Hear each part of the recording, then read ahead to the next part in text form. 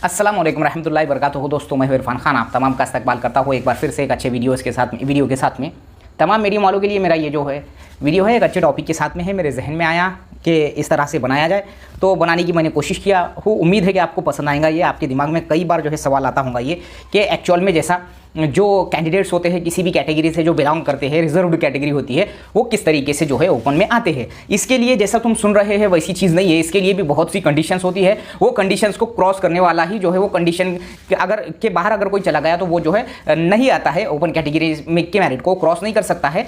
तो ये आज का जो टॉपिक है ये हमारे अब शिक्षक भर्ती का माहौल है तो मैंने इसको सामने रखकर किया है। लेकिन महाराष्ट्र की कोई भी ऐसी भर्ती या भारत की कोई भी ऐसी भर्ती जहाँ पर जो है वैकेंसीज डिवाइड होती है रिजर्वेशन के हिसाब से, वहाँ पर कोई भी कैटेगरी का जो कैंडिडेट होता है जो किसी भी रिजर्व कैटेगरी से बिलोंग करता है, वो अगर मेरिट क्रॉस करता है तो वो जनरल में काउंट किया जाता है। ये सिर्फ एग्जाम के हद तक ही नहीं, ये एडमिशन से लेकर तो आपके जॉब तक जो है, शिक्षण से लेकर यानी एजुकेशन से लेकर तो आपके जो है जॉब तक जो है इसको लागू किया जाता है। अब जैसा कि मैं हमेशा बोलता आया हूँ कि open is open for all, ये इसकी तारीफ है। ओपन जो कैटेगरी है, जनरल जो कैटेगरी है, open is open for all, ऐसा ही इसको एक लाइन में इसी तरीके से हम समझ सकते हैं। अब अपनी बात है शिक्षक भर्ती की, तो शिक्षक भर्ती भी एक गवर्नमेंट जॉब की जो है भर्ती है महाराष्ट्र की। ये क्लास 4 से लेकर तो क्लास 1 तक जो है महाराष्ट्र में लागू है। अगर आप एमपीएससी के कई ज़्यादा एमपीएससी की जिस तरीके से भर्तियाँ होती है अगर आप उसमें देखेंगे तो आपको ये दिखेगा। मैं एक शॉर्ट वीडियो के जरिए आपको समझाने की कोशिश करूंगा। मिसाल के तौर पर अगर कोई कैंडिडेट है कोई भी जो ओपन के अलावा है, जैसा हमारा जो है ईडब्ल्यूएस और ओपन जो है ये एक जनरल कैटेगरी काउंट होती है, तो अगर इसके अलावा जितने भी होते हैं तो वो लोग जो है किस तरीके से आते हैं। अब सबसे पहली चीज़ हमको ये मालूम होना चाहिए कि महाराष्ट्र में किसी भी गवर्नमेंट भर्ती के लिए जैसा एक क्राइटेरिया होता है, एक पात्रता होती है, वो पात्रता में उम्र एक चीज़ होती है। ठीक है, तो उम्र क्या होती है जनरली यहाँ पर क्लास 4 से लेकर तो क्लास 1 तक महाराष्ट्र में एमपीएससी की क्लास 1 जो भी एग्जाम होती है या सिपाही तक हमारे यहाँ पे 38 साल तक जो है ओपन को जो है काउंट किया जाता है। यानी कि 38 साल उसकी लास्ट उम्र होती है ओपन वाला अगर कोई है, और 43 ईयर यानी कि 43 साल जो होती है वो किसी भी कास्ट के लिए जो है ये एक एज लिमिट तय की गई है। इतने साल तक वो अप्लाई कर सकता है, जॉब पर लग सकता है।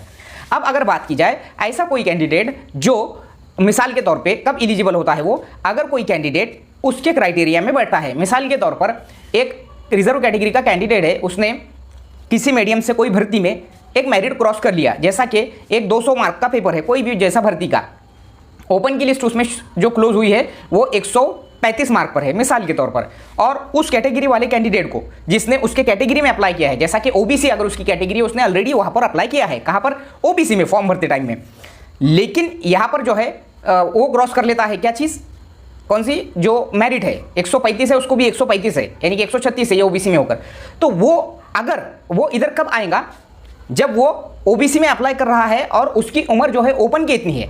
ठीक है, यानी कि ओपन कैटेगरी का अगर कि उसको मेरिट भी वो क्रॉस कर रहा है तो उसकी एज जो है ओपन की इतनी होना चाहिए।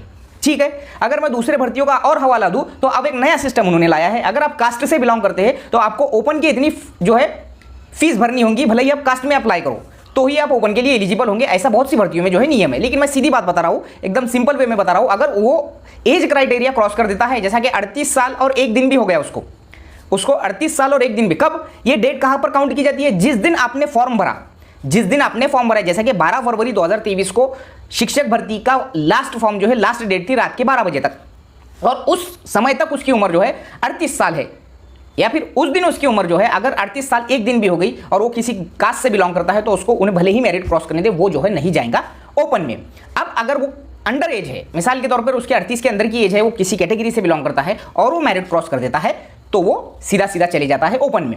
अब मिसाल के तौर पर ऐसी 50 जगह आई है, ओपन की 50 जगह आई है, तो ये जब कैंडिडेट जब उठकर जाता है ऊपर में तो जैसा रैंक के हिसाब से अगर वो 135 है उसको और वो उसमें उसका समझो 140 पर क्लोज हुई हुई है और इसका 10वां नंबर है तो 10वें नंबर पर जाकर बढ़ जाता है, वहां से जो है नीचे कैंडिडेट ओपन के कम होते जाते हैं। यानी ओपन की मेरिट इसलिए हाई होती है। और एक सीधा साधा रूल बताऊंगा तुमको, भारत के अंदर सबसे पहले ओपन की मेरिट जो है तय की जाती है, ये सबसे ज्यादा होती है। ओपन की मेरिट तय होने के बाद में ही अदर जो है तय होती है। ठीक है, जनरल कैटेगरी की कहीं पर भी मेरिट तय होने के बाद ही अदर कास्ट की मेरिट तय होती है। अब वो अगर कैंडिडेट अंडर एज है और वो अगर क्रॉस कर लेता है ओपन की मेरिट तो ओपन में चले जाएगा, उसकी एज नहीं है तो वो नहीं जा सकता। सेम यही सिस्टम जो है एडमिशंस के हद तक है, एजुकेशन के हद तक है, सब चीजें हैं।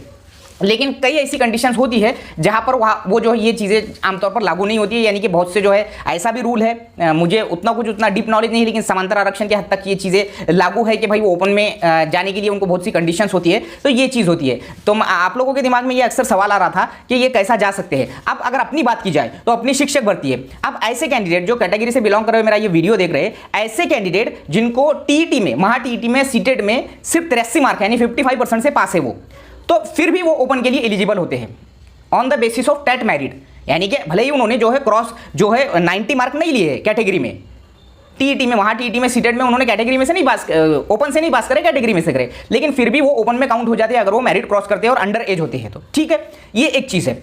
इसके अलावा अगर मैं जैसा दूसरी बात करूं, यहां पर अपन ने क्या देखे, अपना जो है महा टीईटी और सीटीईटी की जो कंडीशन को लेकर जो तुम्हारा कंफ्यूजन था, तो वो यही है कि अगर आप किसी कैटेगरी से बिलोंग करते हैं तो आपको, जैसा अगर आप 55% से भी पास है तो भी आप चले जाएंगे ओपन के मेरिट में, अगर आप अंडर एज है तो। इसके अलावा अगर मैं बात करूं, दूसरे टर्म में अगर मैं बात करूं, कोई अगर ऐसा कैंडिडेट ओपन वाला है तो ओपन वाला कभी भी जो है किसी भी कैटेगरी में नहीं आ सकता। ठीक है, और उस कैटेगरी वाले को अगर मिसाल के तौर पर ऐसा हो जाता है कि वो नॉन क्रिमिलेयर जो है उसके पास नहीं होता है, नॉन क्रिमिलेयर वो नो कर देता है। ठीक है, उसने फॉर्म भर दिया, उसने सब कुछ कर दिया, उसको नॉन क्रिमिलेयर नो हो गया। हालांकि नॉन क्रिमिलेयर यस की कंडीशन है और डोमिसाइल यस की कंडीशन होती है कैटेगरी वाले कैंडिडेट के लिए। अगर उसने वहां पर नो कर दिया तो वो नो की वजह से वो सीधा सीधा वो समझता है कि मैंने कास्ट में अप्लाई किया, लेकिन उसको ओपन से कॉम्पीट करना होता है। अगर ओपन की मेरिट हाई जाकर वो नहीं लगता है तो वो कास्ट से तो ऑलरेडी हट जाता है। जब हम फॉर्म के अंदर डोमिसाइल नो करते हैं और नॉन क्रिमिलेयर नो करते हैं और ये आखिरी तक जब प्रोसेस चलती है तो वो आगे की जो है प्रोसेस में वो सीधा सीधा ओपन में काउंट हो जाता है। यानी कि सबसे पहली चीज जो है ओपन की मेरिट तय होती है, उसके बाद में ही ये चीजें तय होती है। जैसा कि मैंने बताया तुमको कि कास्ट का डिवाइडेशन कैसा है महाराष्ट्र में, अगर मैं हर भर्ती की बात करूं तो वही है। ओपन जो है ओबीसी जो है उनके लिए 19% है, एससी के लिए 13%, एसटी के लिए 7%, ओपन के लिए 38%, ईडब्ल्यूएस के लिए 10%, एनटीपी के लिए 3%, एनटीसी के लिए 3.5%, वीजे के लिए 3% है शायद, और एक एनटीडी है शायद उनको 2.5% है। तो ऐसा ओवरऑल जो है रिजर्वेशन है। तो ये तरीके से डिवाइड होकर वो लोग चले जाते हैं ओपन कैटेगरी में। यही है सीधा जो है सिंपल बात है। इसके अलावा तुम लोग अगर ओपन का क्राइटेरिया क्रॉस कर दिए और फॉर्म भरते टाइम तुम्हारी एज नहीं रही तो तुम सीधा सीधा अप्लाई कर सकते हैं कहाँ पर, कैटेगरी में।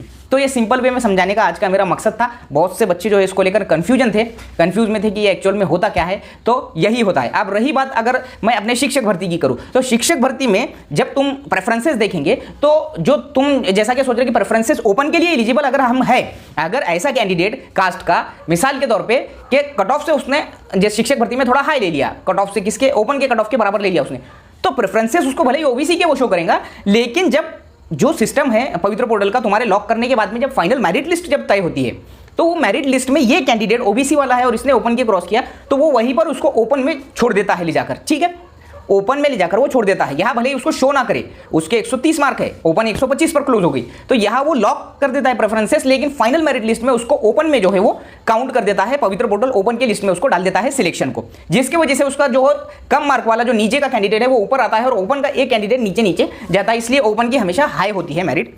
यही सिस्टम है, इसके अलावा ज्यादा कुछ भी नहीं है, समझे जैसा। ठीक है, अब अगर मैं बात करूं तो थोड़ा हमारा जम्बलिंग सिस्टम है शिक्षक भर्ती का, 1st to 5th है, 6 to 8 है, 9 10 है, 11 12 है, इसलिए यहाँ पर थोड़ा जंबल ज़्यादा है।